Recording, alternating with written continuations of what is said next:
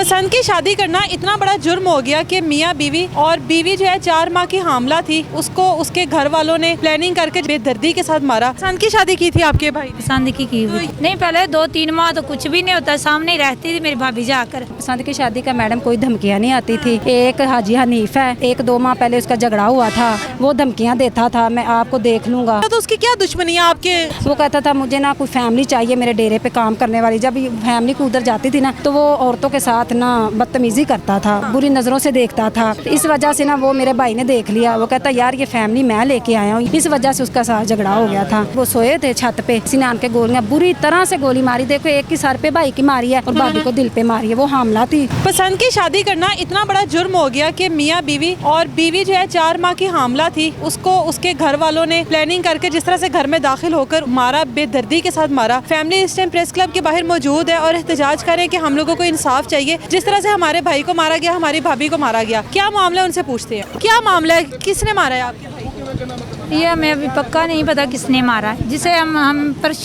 हमें किस पर शक है ना, हमें उसे क्या पढ़ाते हैं तो उससे भी छोड़ देते हैं, वो पकड़ते ही नहीं है। पसंद की शादी की थी आपके भाई ने? पसंद की हुई तो ये फैमिलियाँ बैठी थी बीच में उस शादी के? नहीं, फैमिलियाँ नहीं बैठी थी, कोर्ट मैरिज की? हाँ जी, कोर्ट में। उस लड़की के घर वाले किधर थे?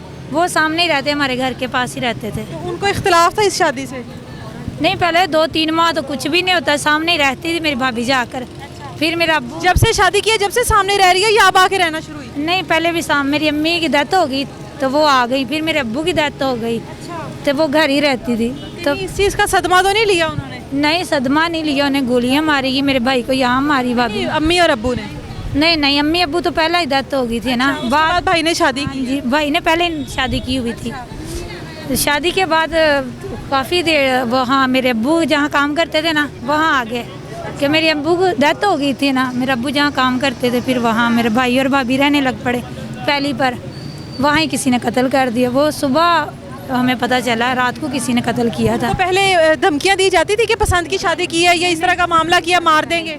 नहीं, पसंद की शादी का मैडम कोई धमकियाँ नहीं आती थी। एक हाजी हनीफ है, उसके साथ कुछ 1-2 माह पहले उसका झगड़ा हुआ था, वो धमकियाँ देता था मैं आपको देख लूँगा, आपको मार दूँगा। धमकियाँ देता तो उसकी क्या दुश्मनी है आपके? हुआ था आपके भाई का? नहीं, हाँ जी, मेरे भाई का उसके साथ झगड़ा हुआ था। वो ना हाजी हनीफ है ना, वो कहता था उसका ना कोई डेरा है, वो खान कोई अमीर लोग है।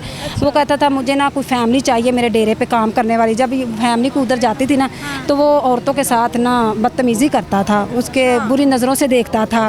तो इस वजह से ना वो मेरे भाई ने देख लिया, वो कहता यार ये फैमिली मैं लेके आया हूँ, ये बुरी बात है ना, ये आपकी दियों जैसी है, बहनों जैसी है, आप भाई इसे क्यों करते हो ऐसे तंग। इस वजह से उसका साथ झगड़ा हो गया था।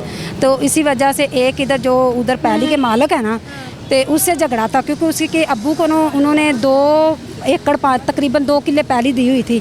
कहा आप इसकी रखवाली करें तो ये 2 किले आपकी है। अब्बू की डेथ होगी, वो अफसोस तक नहीं करने आए।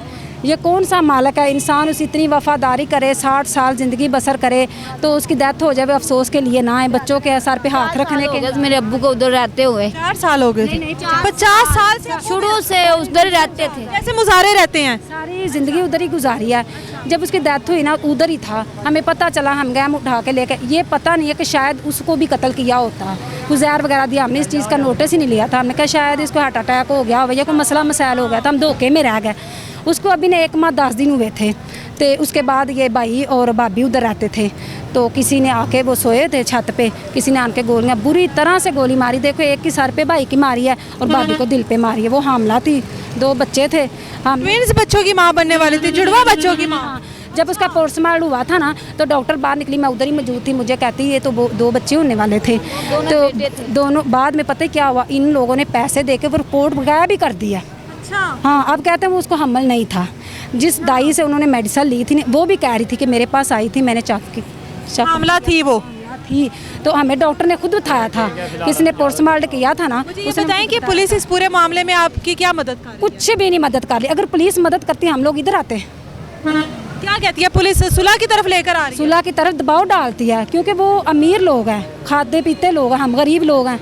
तो आपको पता ना, गरीबों की कोई बात नहीं सुनता, अमीरों इंसाफ नहीं मिल रहा। हम लोग इधर कहाँ आए हैं, थैंक यू। हम तो वज़ीर आज़म और वज़ीर आला से इंसाफ चाहते हैं। प्लीज़, गरीब ज़रूर है लेकिन हम भी पाकिस्तानी अवाम है, गरीब ज़रूर है, पाकिस्तानी अवाम तो है ना, हमें कीड़े मकोड़े तो ना समझा जाए। Thank you.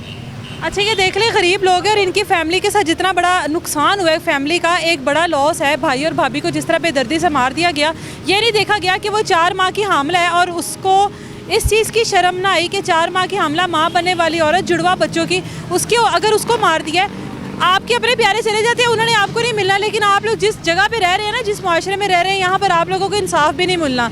इस इंसाफ के लिए, उनके लिए तो आपने तड़पना ही है, लेकिन इस इंसाफ के लिए भी ना आप लोगों ने दर बदर इस तरह से ही ठोकरें खानी है। सुबह से लेकर दोपहर हो गई है, ये लोग इंसाफ के लिए बैठे हुए हैं कि हम लोगों के पास कोई आए, कोई हम लोगों को यकीन दहानी दिलवाए कि इंसाफ मिलेगा, लेकिन कोई इनके पास नहीं आया। सख्त गर्मी में एहतजाज कर करके थक हार के अब ये लोग वापस अपने घरों को लौट रहे हैं। इजाज़त दें मुझे, अल्लाह हाफिज़।